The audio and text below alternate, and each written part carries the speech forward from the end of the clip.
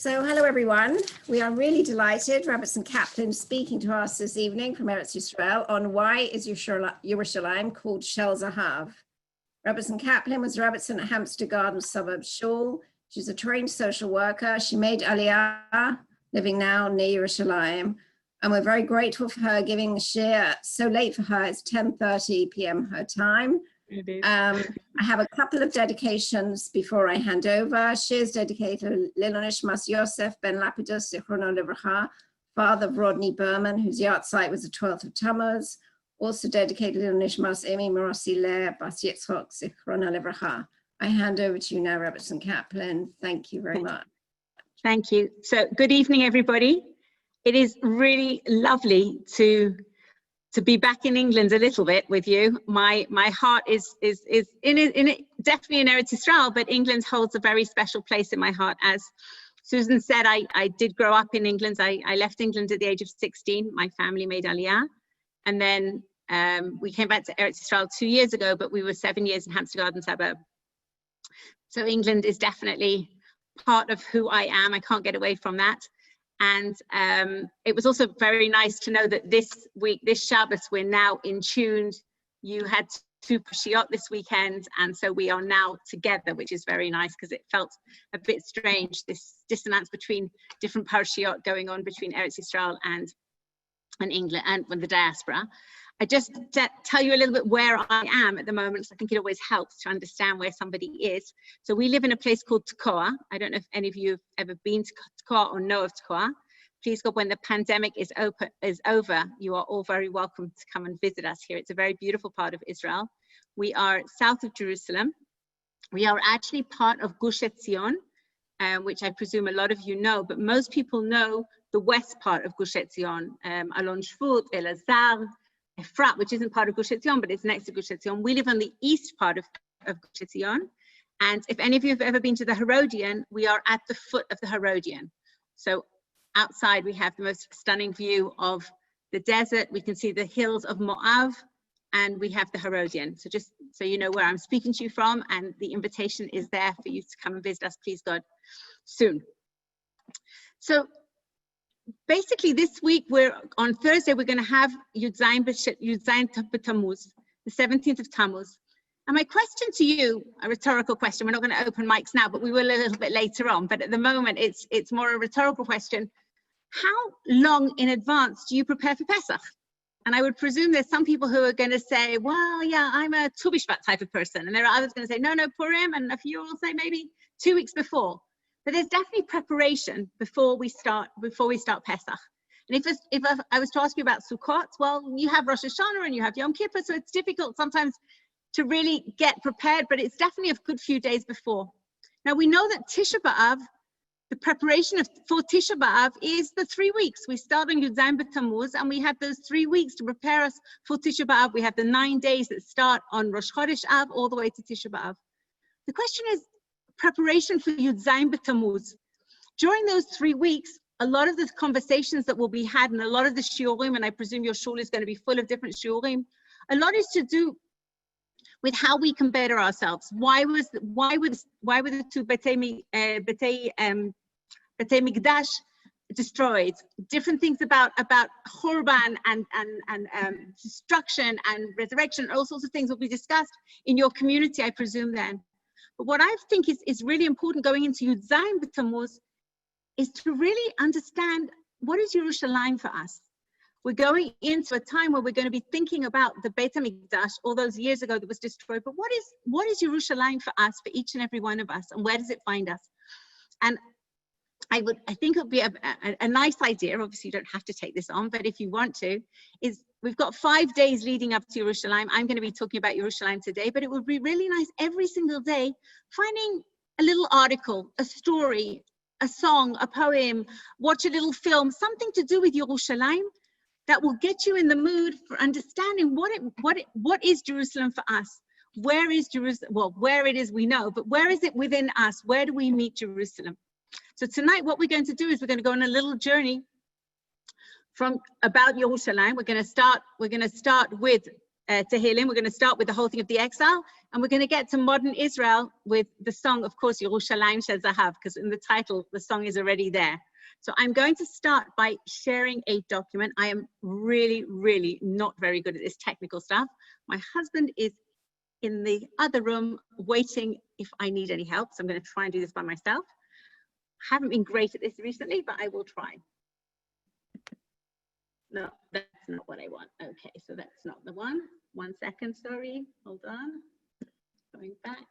Oh, sorry. Oh, what am I doing? Hold on. Oh, this is really, I'm really terrible. As I said, I'm so sorry. Apologies for this. Dov. Dovi.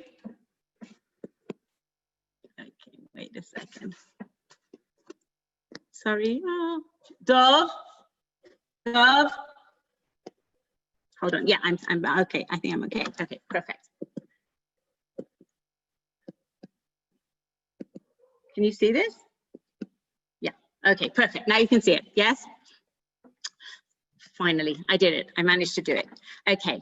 So what we have here is we have a very famous psalm that I presume all of you recognize and know, but I think it's a psalm that's really, really important when we're starting to talk about Yerushalayim.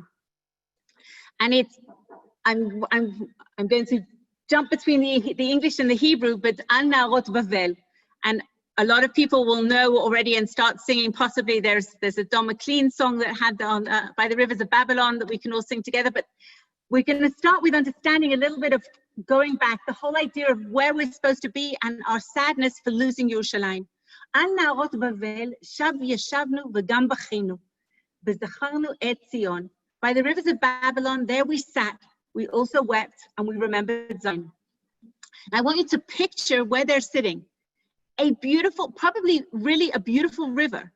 Everything's very blue, very lovely around. Bavel at the time was quite a city. And here they are, they're sitting and they're crying. If any, I mean, I don't know if any of the people, everybody here has felt mourning, but when you're mourning, even though the world is continuing around you, you're in your own mourning and you can't feel and you can't see any beauty, you can't see anything that's going around, and that's what's happening here. They're crying, they're exiled, they are remembering what was, they are probably, there's also the guilt of that we were partly to blame possibly to what happened, and here we are, they are crying. But the verse just to pay special attention is verse 2, Bet. On the willows in the midst we hung our harps. So first of all, the willows, the aravot. So when we think of Sukkot and we think of the Arbat Minim, we think of the 4 species. Aravot, we have to remember, is the one that has no taste and no smell. Now with the corona, people are talking a lot about this, losing a sense of taste and of smell. It's something that's very important to us, to taste things, to smell things. And when you're in a place where something is so difficult, you can't enjoy any of the pleasures around. So they've put it, the aravot there as in a symbolic way. And what are they hanging there? They're hanging their harps. What does that mean, they're hanging their harps? They suddenly realize, no matter what, we can't sing. Our voices are no longer our voices. The songs that we used to sing, the Beit HaMikdash, and this is the Levi'im who are basically hanging up their harps saying, this is not something we can do anymore. Once we were there, we could do it, we sang, we loved it, but now our voices are just impossible for us to sing, and they hang up their harps. Remember, the word here is kinorotenu, because we're going to see the word kinor a little bit later on, and that's going to help us. I want us to go straight away to verse 5. We're doing this. We're going now to verse 5 and to verse 6, which are very famous verses that everybody knows. Obviously, the verses that we know that we say under a chuppah. And first of all, I want us to pay attention that at the beginning, what are we doing at the beginning? Bachinu v'zacharnu. It's in plural. It's all of us. As a people, we are crying, we are remembering. What is happening here in verse 5? It's already down to singular. In other words, the begin was this communal crying, this communal coming together, and here we are as individuals, each one of us saying, I can't forget Jerusalem. And if I forget Jerusalem, I deserve, and it says Tishkach Yamini, my right arm. So some say that's with strength. But if we're going back with what we said before about the harps, the other way that it's understood is that the hand that I would use to play music, that hand can't work anymore. If I don't remember Jerusalem, I don't deserve to have this playing hand being able to play anymore. I will lose the skill of playing music. And then it says, and the tongue will cling to my palate. Again, this is, I will lose the ability to sing. I won't be able to do the joyous things. And the association between singing here is not the konenet, which is the sad sort of songs that we think of when we think of Tisha B'Av, when we think of the kinot. Here, the songs that it's talking about are songs of joy. And then the whole idea at the end that we know that we have to put Jerusalem, we have to bring Jerusalem at the beginning of our joy. And that's why, of course, these verses are the verses that are chosen to be under every chuppah, that we say these things. But we use them in lots and lots of different places. These verses of remembering Yerushalayim and understanding and appreciating, I am no longer the person that I was. The person that was a person who could sing, a person who could play music, a person who enjoyed praising Hashem. And here I am, all I can do is cry. The end of the Tehillim, which we're not going to go into now, is really quite horrible. And that is actually to do with asking Hashem to do nekama, I've lost the word for nekama, to take revenge. The terrible things that happen to us during the exile, and at the end here is quite gruesome, so we're going to leave that. But I would like to, so this is the beginning of painting the palette that I would like to look at today, of not being able to sing, of Jerusalem being the connotation of Jerusalem, yes, being a place of song. And we think of the Mikdash, and we think of the Levi'im, and we think of this idea of song and music, and the idea of the sense of hearing was a very, very big part of the Mikdash. And here they're saying, we can't do this anymore. So I'd like to stop this. Hold on, and for its share, I'm gonna stop the share. Okay, I'm back with you. So we're laying the table, and I want us to feel a little bit, as I said, this is going to be a lot of the feelings that we're going to be having and the things we're going to be reading between Yud Zayin B'Tammuz to Tisha B'Av. But I want to lead us into starting thinking about Yerushalayim, not from a sad place, but from a happy place, a place that we want to be, a place that we associate with joy and with happiness and with who we want to be. And the question is this idea of Yerushalayim shel Zahav, and we're going to look at Naomi Shemel's song soon. And Naomi Shemel, through her song, is going to help us understand and appreciate lots and lots of nuances to do with the beauty of Yerushalayim and our connection with Yerushalayim. But where did Naomi Shemel get the name Yerushalayim shel Zahav, Jerusalem the Golden?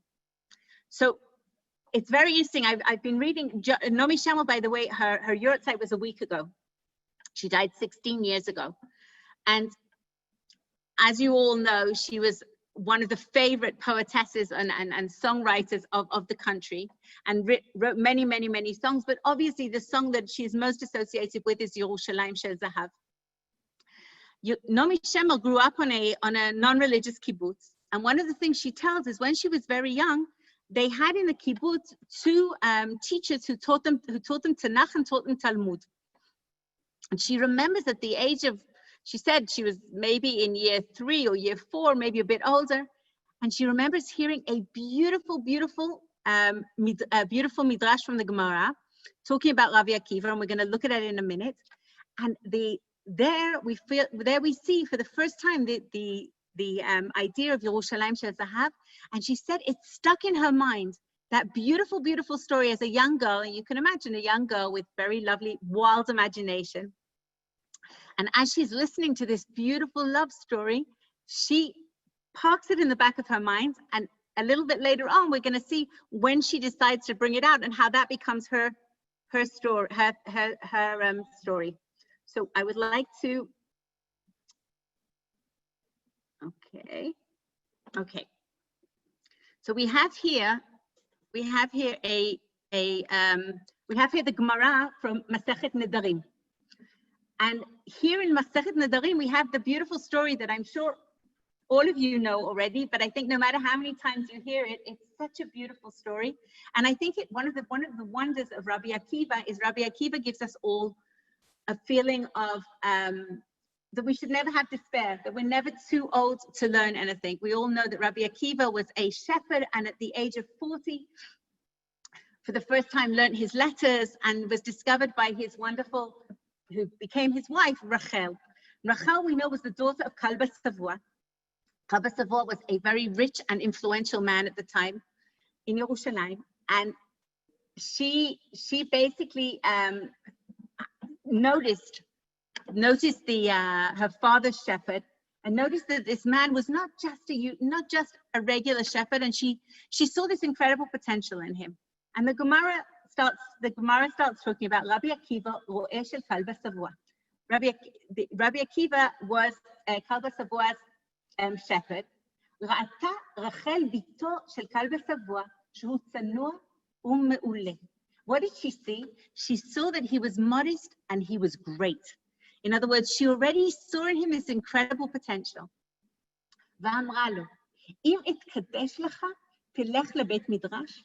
If I betroth you, will you go to the Beit Midrash? Will you go and study Torah? ואמר לה, hen. And he said to her, yes. שמע כלבה סבוע, והוציאה מביתו, והדירה הנאה מכל נכסיו. Kalba Savoie heard this. He was so angry. He must have been imagining that his daughter was going to marry wealth or marry some very important person. And here she is, his one daughter, saying she's going to marry this low shepherd. And he basically disowns her. He sends her off. He doesn't want anything to do with her. And it's Yemot HaChorif. It's now the winter. And they're sleeping in a barn. Okay, so they're sleeping in a barn. We can imagine the scene. You can imagine this girl who has grown up in the bed of luxury, lived in a beautiful home, presumably, and servants and wonderful things. And here she is, she's sleeping in a barn. And something very beautiful happens the next day. And I especially thinking of Rabbi Akiva, we imagine, like the great rabbi, a beautiful romantic scene, because what is happening here? They slept on straw, and he had to pick out the straw from her hair. You can imagine, like, the straw was all in her hair, and in the morning, he would slowly take out this straw from her hair. And then he said to her, if only I could afford it, I would present you with Jerusalem the Golden. What is he talking about here? If I could, the one thing I would give you would be Yerushalayim shel Zahav. And it's not quite clear what exactly that was, but it seems there was a piece of jewelry that was the silhouette of Jerusalem at the time. Whatever that silhouette looked like, very different to the silhouette we know today, but it was a silhouette of Jerusalem. Some say that the women would wear it in their head like as a crown, and others said it's around their neck. We're not quite sure exactly, but it was definitely a beautiful piece of jewelry that the wealthy women were able to wear.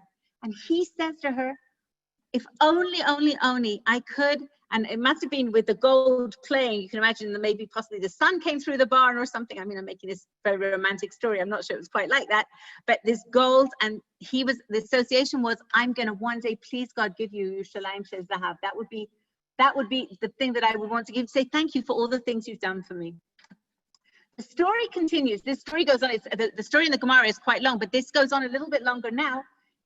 Suddenly what happens is Eliyahu Navi comes in disguise. He's disguised as a mortal, and he cries at the door and he says, please, can you give me some straw? My wife is about to give birth and I don't have anything for her to lie on. And Rabbi Akiva at that point turns to his wife and he said, you see, we should say thank you for what we've got. We at least have straw. They don't even have straw.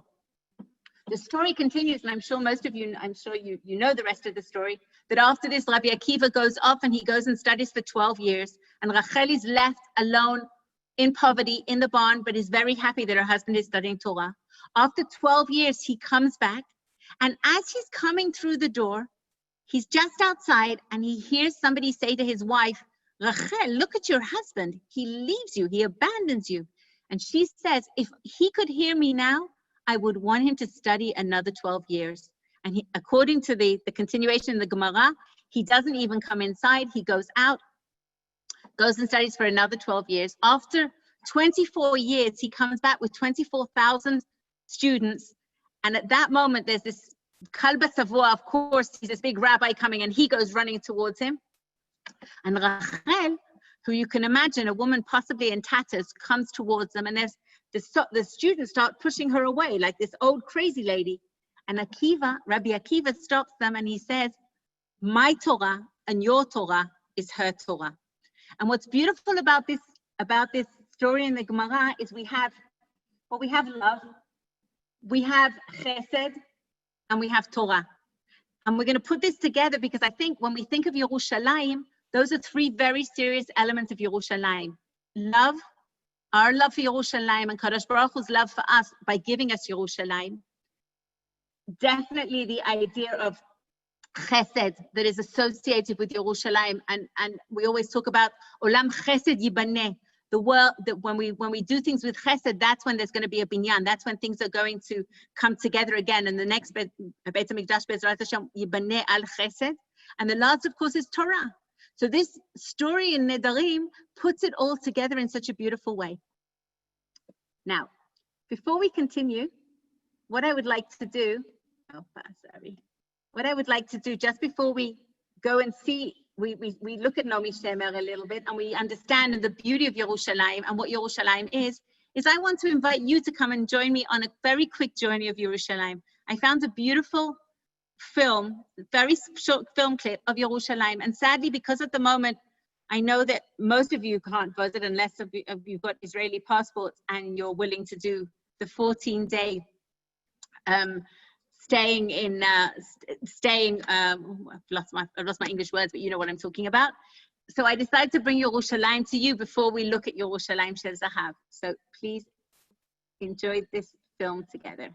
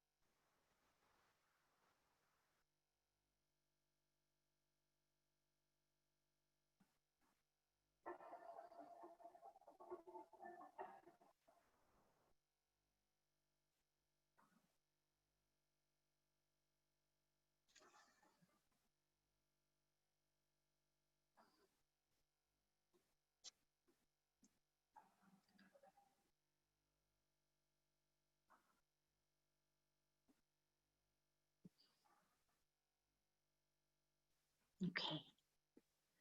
So welcome to Jerusalem. And what I'd like to do now, what I'd like to do now is, after we've visited Yerushalayim, is now look at Naomi Shemel's song and try and understand and appreciate the things that are happening here. I want to put in context when this song was written. It was 1967, was going to be Yom Ha'atzmaut. Teddy Kollek was the mayor of Jerusalem. So it was the 19th year of Israel's independence, and there was going to be a beautiful music festival in Yerushalayim. And Teddy Kollek turned to the person who was in charge of the music festival, and he said, you know what? I see all the songs and everything, but there's one thing missing, and that is a song about Yerushalayim. Where are all the songs about Yerushalayim? So whoever was in charge of this festival went looking for different songs, trying to find different songs that would fit the bill for what they wanted to do, and they couldn't find any. So they decided to commission a few songwriters to write possibly original songs for Yerushalayim. The first person they talked to was Naomi Shemel, and Naomi says that straight away she said yes, because it was a great honor. But then when she put the phone down, she basically lost all her motivation, or she just, the inspiration wasn't there. And she went up to Yerushalayim a few times, and she walked around Yerushalayim, and she knew Yerushalayim well, but she was getting closer and closer to Yom Ha'atzmaut, closer to the day it needed to be. And the person who was in charge of the festival phoned her up and said, you know what? And she said she just can't make it happen. And he said, you know what? Write a song about whatever you want. It doesn't have to be about Yerushalayim. And the minute something clicked, and she realized that she could write about Yerushalayim. The story goes that she went horseback riding for a day. And as she went horseback riding, she suddenly, all these stories from the past, and as I said, this story from the Gemara suddenly came popping back to her. Naomi Shemel's had a very, very good knowledge of the Tanakh and of the Gemara.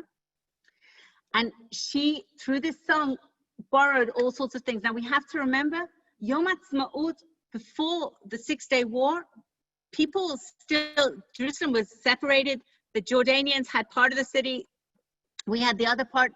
Nobody was imagining that the Kotel, which they hadn't been able to see for so long, was going to be, in a few weeks' time, somebody was going to be blowing a shofar there. We're reading this song in the context of that we know what happens, and Yerushalayim is, we see Yerushalayim in all its splendor, but Yerushalayim at that time was not in its splendor.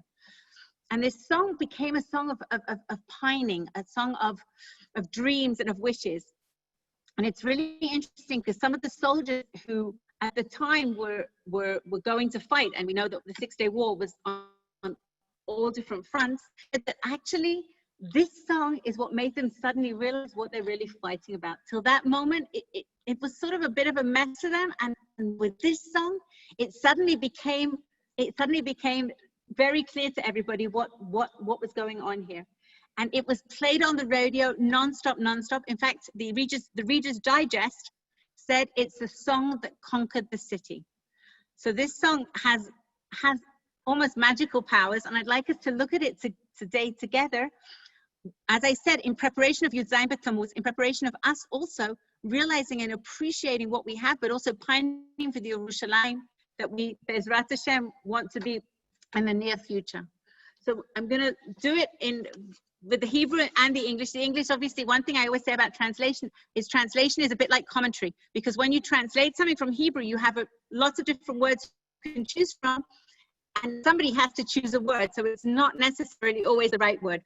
But Avir, the song starts in a beautiful, beautiful fashion. And I want you all to imagine that you are now at the bottom of Route 1. You're Sharadai, and you're beginning to climb up towards Yerushalayim. On either side are all the armored cars that were there from the wars, and you're climbing up to Yerushalayim. And that's what Nomi Shemen is saying to us here. Avir harim talul kayayin, v'reach oranim nisa baruach ha'arbaim im kol ha'pa'amonim. The mountain air is clear as wine, and the scent of pines is carrying on the breeze of twilight with the sound of the bells. So we have here, of course, we have here with the bells, we have here hearing, we have here sight, we have here taste. What's really interesting is, if you were to say that something is tzalul, something is clear, would you be saying tzalul kayayin? What would you be saying? Tzalul ke? I can't hear anybody because everybody's on mute. But you're probably saying tzalul kamayim. That actually, when you think of clarity, you think of water. You don't think of wine. And the idea of the symbolism here with wine, first of all, is the idea of the kedusha. That wine is used in all the different tkasim, and wine is very, very symbolic for us. The whole idea of kiddush and how we said under a chuppah all the different motifs that we have. So that's one thing with wine. The other thing with wine is it improves with age. And the beauty of Yerushalayim is a city that no matter how old she is, becomes more and more beautiful as time goes past. We have the smell of the oranim, and we have the feel of the wind on ourselves. We have all these senses as we're going up. Nomi Shemer is trying to make it very emotive, that as we're climbing up towards Yerushalayim, we can feel where we're going. And then what happens? The second verse already, we start seeing different things that now take us on a bit of a journey to do with things to do with the Tanakh. בתרדמת אילן ואבן, שבויה בחלומה, העיר אשר בדד יושבת ובליבה חומה. And in the slumber of the trees and stone, captured in her dream, the city that sits solitary, and in the midst is a wall. So let's start from the beginning. Betardema, in the slumber. One of the ideas here of the idea of the slumber of the trees and the trees and the stones is already her beginning to talk to us about the destruction. What Yerushalayim looks like. It's a city that's asleep. It's a city that's not. It's not at the moment in its true glory. It's not standing up tall. There's slumber. There's things going on. But what is shvuya b'chaloma? What do we sing in benching every Shabbat? Shir Hamalot. And we say there, Hayinu kacholmim. What do we about Shivat Zion? About going back to Zion? We talk about Hayinu kacholmim. We were like dreamers. This idea of captured in her dream is basically each and every one of us. Each and every one of us has this chalom that we sing about very well with all the different tunes that we sing. Some of them are happier tunes and sadder tunes, but we're singing together all these beautiful tunes of Yerushalayim, of the dream. And the dream is Beit HaMikdash, is coming back. Shivat Zion is coming back to Eretz Yisrael, coming back to Israel. There's a beautiful idea that I saw. Rav Meir Shapira of Lublin. I don't know if all of you have been to Poland, and if you have done a trip to Poland, the chances are that you went to Lublin, and you very possibly went to Rav Meir Shapira's yeshiva, which is now a hotel, the big yeshiva of Lublin. He is the one who started the whole idea of Daf Yomi and the cycles of the Daf Yomi, and making it understanding that everybody should be studying Torah. But he wrote something very, very beautiful. And you have to remember that he wrote this in Lublin all those years ago. And he said that the one fear that he has with this idea of the chalom is that when you wake up from a dream, then you live your daily life. And his idea, and what he was trying to say is that please God, Be'ezrat Hashem, when we get back to Shivat Zion, and at the time that didn't seem, this is in the 30s, this didn't seem something that was going to be possible. He said that what he hopes will happen is that we will live the dream.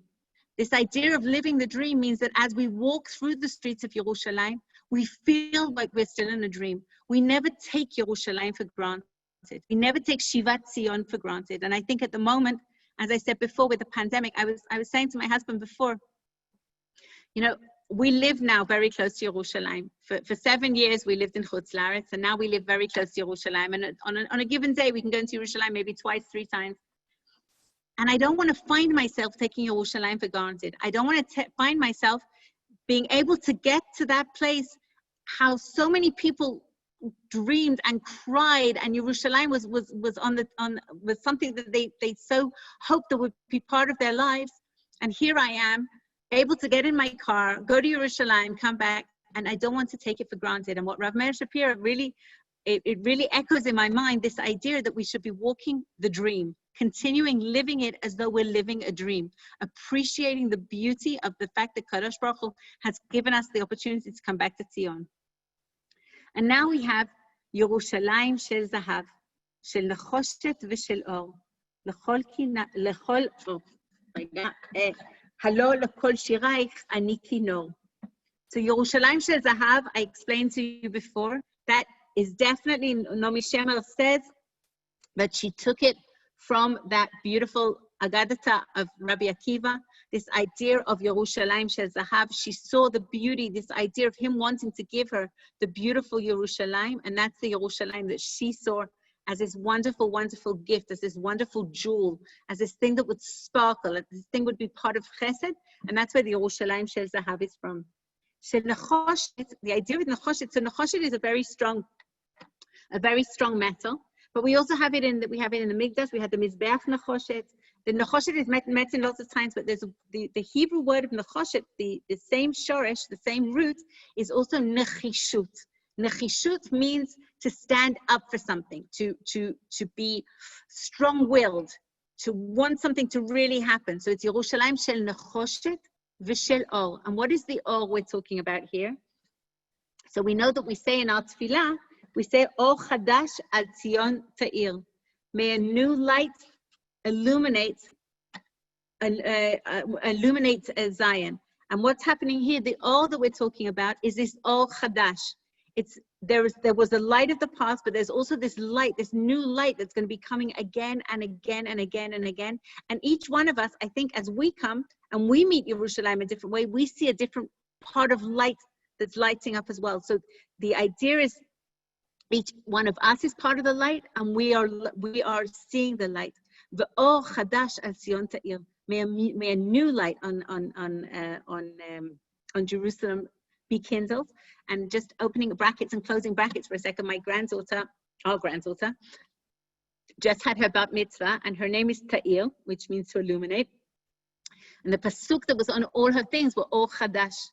Was Or Chadash al Zion Ta'ir, that she should also be a new light. And I think when we look at children and we look at Torah learning today and we look what's happening, this is all part of this light. We say, Ki mitzion tetzeh Torah, from out of Zion comes Torah. And I think this idea of the Torah and the light and the things that are happening now is part of this light that Nomi Shemer is talking about, the city of light. But then we come to the next line, and the next line is basically an answer to the Perek Tehillim that we saw at the beginning, 137. Because what did we say there? We say that they took their harps, the kinorot, and they hung them on the willows. They said, we can't sing anymore. We're going to hang them on the willows where there's no taste and there's no smell. That's where our kinor is going to go. And here Nomi Shemer says, no, hold on a second. We don't need the physical kinor. We ourselves are going to be the kinor. But she's not the first to talk about this, to bring this, to have this conversation with the Tehillim. Rabbi Yehuda Levi, who we know very famously, wrote about being in the west, but his heart being in the east, and wrote the most beautiful piyutim. And Tzion Alot Tishali, which was one of the piyutim that we read also on Tisha B'Av about Zion and return of Zion. He there also talks about the idea of being a kinor for the shira, being a harp for the song. So this idea is a theme that is going through the generations. He said it in 1037, like a long time ago, and she's now in 1967 was writing it. So the conversation again of taking different themes from piyutim, from things that were backward, but from before, and bringing them forward. But the idea again is that we don't need the physical harp necessarily. We are the harp. We are the one to do. And then comes something very interesting. Nomi Shemer basically had almost finished the song here, going on a little bit. Then she went on to about the caves, but this next one here about the Borotomayim wasn't in her original song. She hadn't written about it. And there's a famous actress in Israel called Rivka Michaeli. And Rivka Michaeli, Naomi Shemer showed this song to lots and lots of different people. And from each person that she showed, she got the same reaction. They burst into tears. We have to remember, again, 19 years after the form of the state, 3 weeks before the Six-Day War, they still did not believe that they would ever get back to the Kotel. There was a fear that the whole country was going to be lost. And here we have, everybody's reading this song about pining for Yerushalayim, and everybody bursts into tears, except for Rivka Michaeli, who is this famous actress and a very good friend of Naomi Shemer. And she says to Naomi, you know, the song's beautiful, but I'm a Jerusalemite, and there's something missing. There's something missing in this song. What about the fact that the city is in such despair? There's destruction everywhere. And we don't feel that in the way you've written your song. It needs to be, you need to feel what's going on here. That we're in that Yerushalayim's in a really sad place. And everything can't be, we need to bring that in. And Naomi went and rewrote and added this bite. So here in this bite, we have here the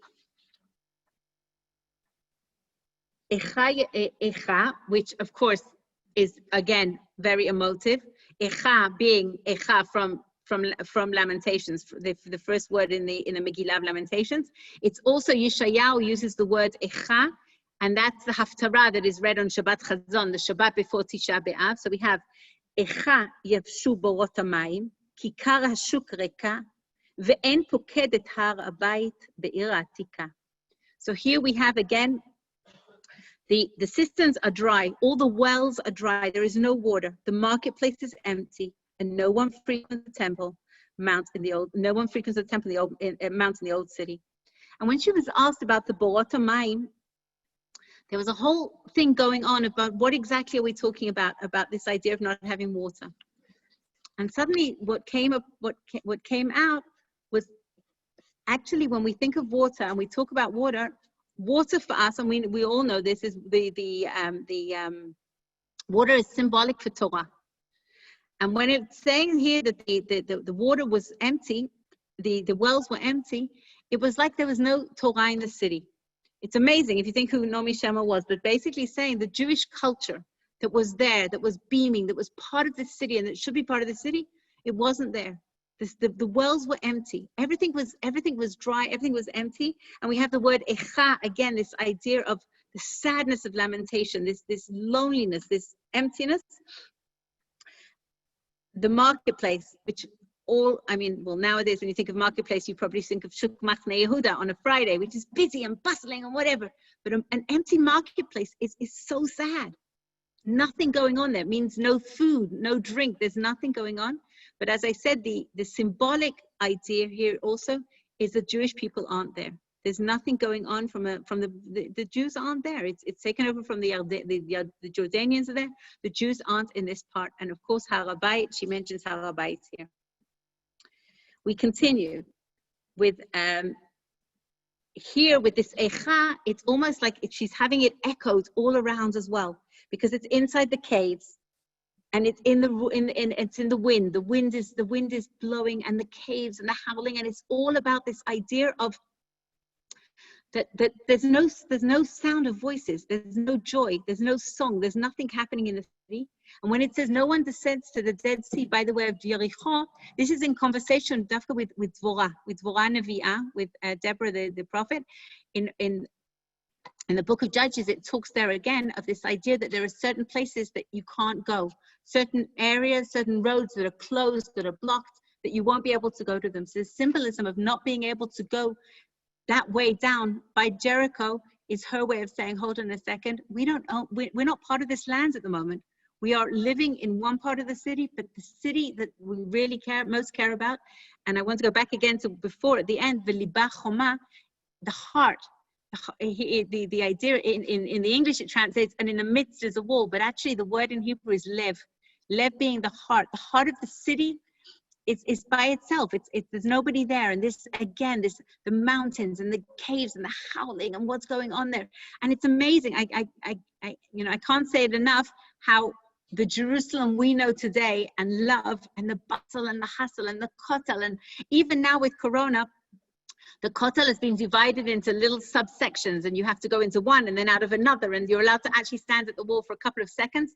I think it's like 30 seconds. And then we took our granddaughter on the night of her bat mitzvah. We were allowed 30 seconds touching the wall, and oops, and then the next one's in. But we were able to stand near the wall. We were able to be there. And this pining for having the wall, and they weren't allowed to have it. So then what happens? Then but we know the city, we know that things are happening and joy is happening. So here we have, I want to look at the next one, because the next one, I think also, again, with the conversation with Midrashim and with the Torah is so beautiful here. Ach bevo'i hayom lashir lach, as I'm coming to sing to you today. V'lach likshor ktarim, katonti mitzaich benaich u'miacharon ha'meshorim. What is happening in this one? I'm coming to sing to you today.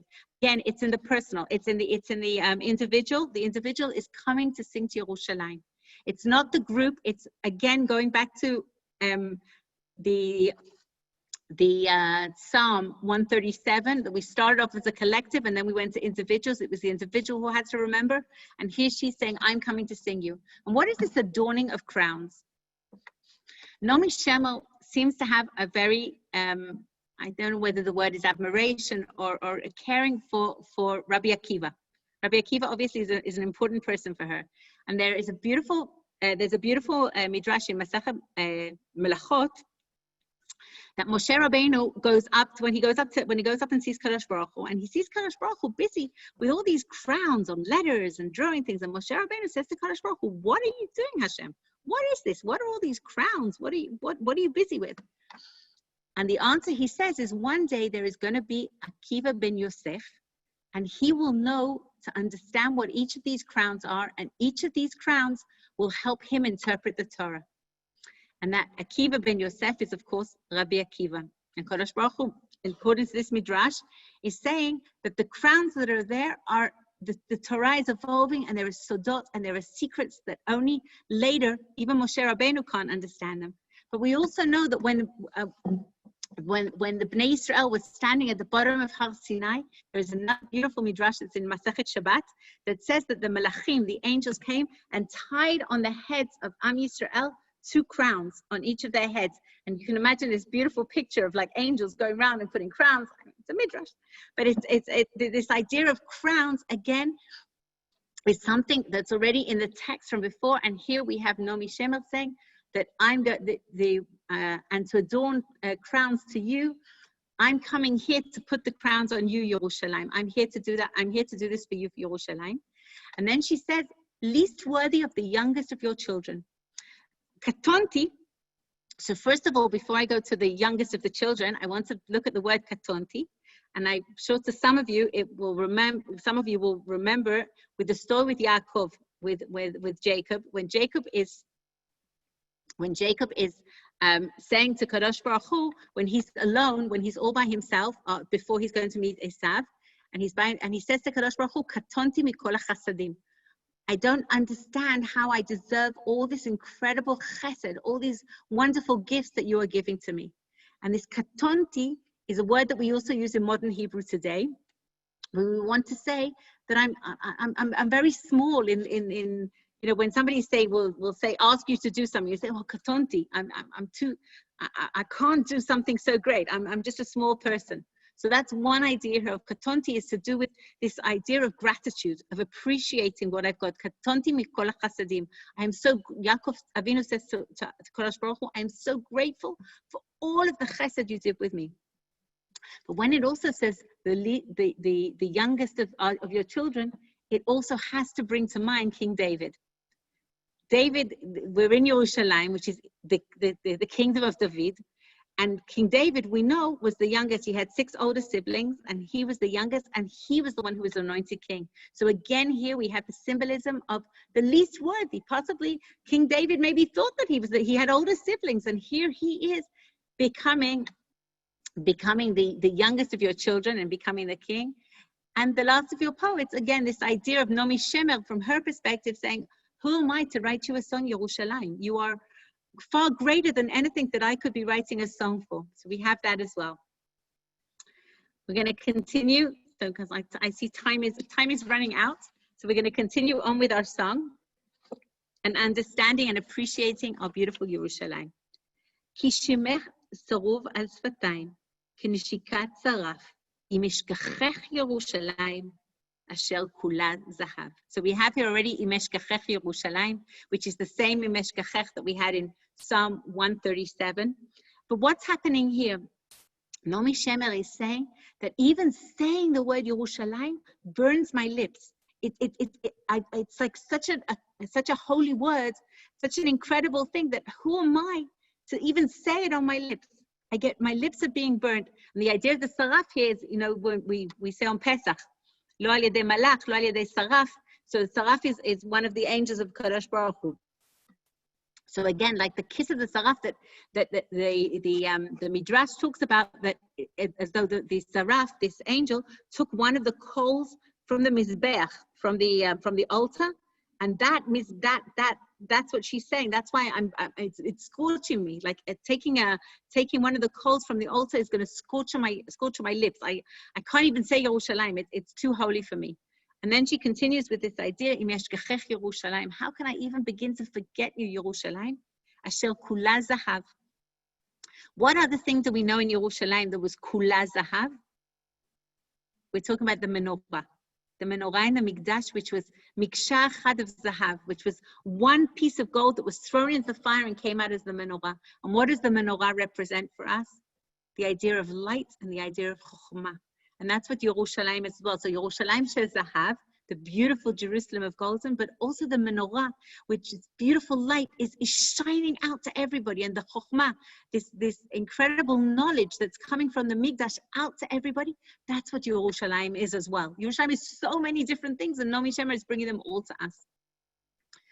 And then we have the beauty of what happens now.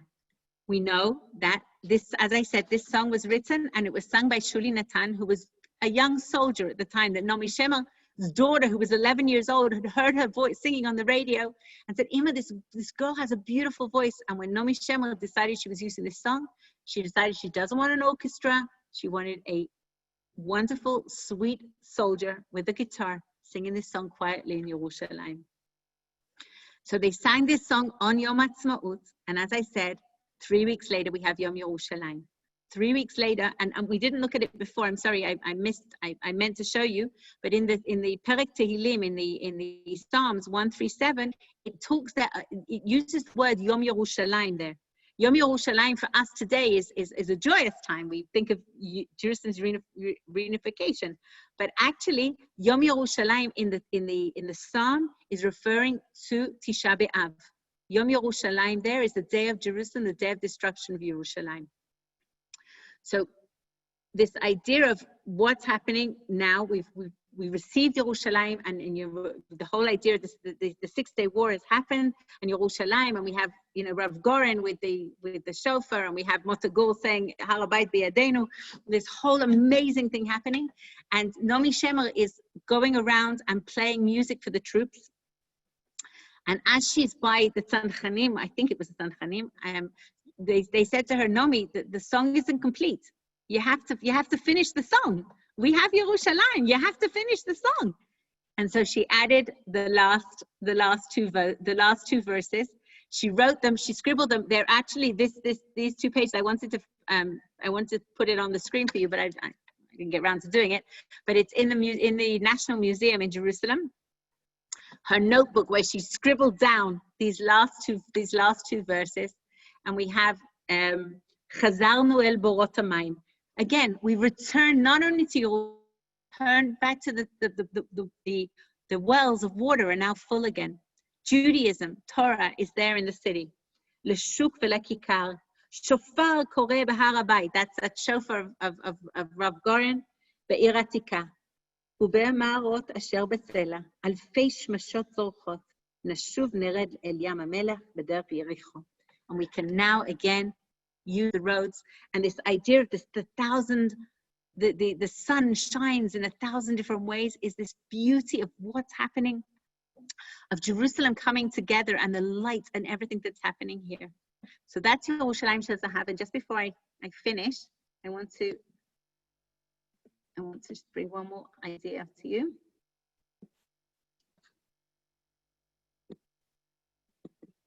Okay, so I have like 3 more minutes, right, Susan? Okay, so I'm gonna skip the Talmud Megillah. The idea basically being that one, you can read it on the screen now, but it's basically the idea of different cultures coming together, which is very similar to what Nomi Shemel talked about before. Yerushalayim, of course, being the Torah, and Caesarea, which was, any of you who know us, we were the Rabbi and Rebbetzen of Caesarea for 15 years, but Caesarea represents the cultures of the world, and basically this idea of not being able to live together. You're either Yerushalayim or Caesarea. So if somebody says that they're living together or they're both destroyed, don't believe it. It can only one of them can conquer at the time. We're not going to go into that now. But I want to finish with the last thing, because I think it's really, really a beautiful, beautiful message. Rav Kook, who was the rabbi, he was the chief rabbi during the British mandate here in Eretz Israel. And he also spent some time in England. He got stuck in England during the First World War, and he was actually in England during the First World War, and it's another story for another time. But he saw some amazing things, and one of the things he loved was going to the National Gallery. We're not going to go, there's a whole story about that. But one of the things, beautiful things about Rav Kook, when people would come to him, he was a Kohen. So people would come to him not only to get a bracha from a rabbi, but to get a bracha from a Kohen.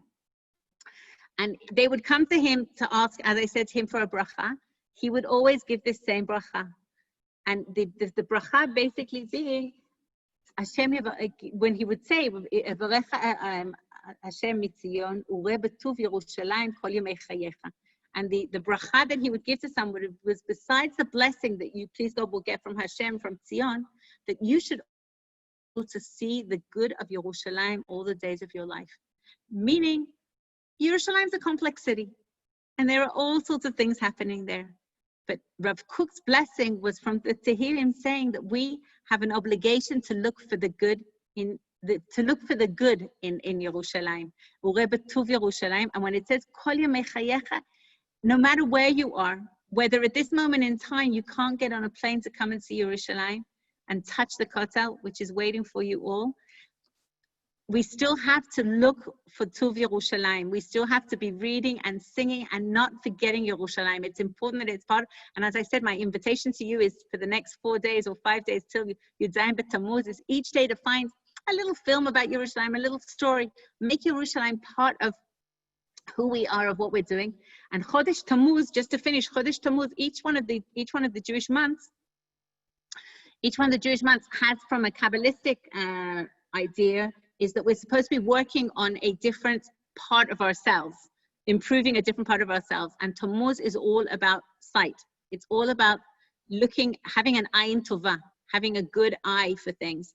So it's an appropriate way that not only in Chodesh Tammuz we should be looking for the good of things and trying to understand them, but also we should, at the center of that is the bracha from a Rav Kook, and that's my bracha to everybody and to myself included, so that I shouldn't take Yerushalayim for granted, that we should, Be'ezrat Hashem, nir'eh b'tuv Yerushalayim kol yemei chayenu, and may they be long and healthy and happy lives, and may we always have the zchut to see the beauty of Yerushalayim. And I look forward to seeing you all in Eretz Yisrael and seeing you in Yerushalayim or in our home here in Sukkot. Thank you so much, Rebbetzen Kaplan. Such charismatic and inspiring insights into Yerushalayim, and filling our hearts with such love for Yerushalayim in preparation for Shiva B'Tammuz on Thursday.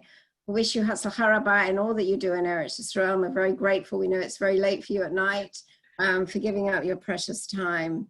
Next week, Mickey Tannen will be speaking on honesty in education. Want to thank everyone for joining us. Look forward to seeing you next Sunday evening. And Rebbetzen Kaplan, you can see the thanks coming up on the chat.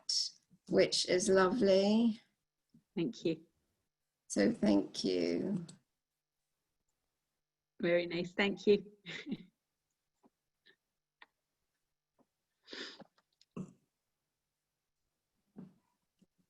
Okay, good Laila. night, everyone, and thank you again. Good night. Thank you. Thank you very Laila much. Tov. Laila Tov.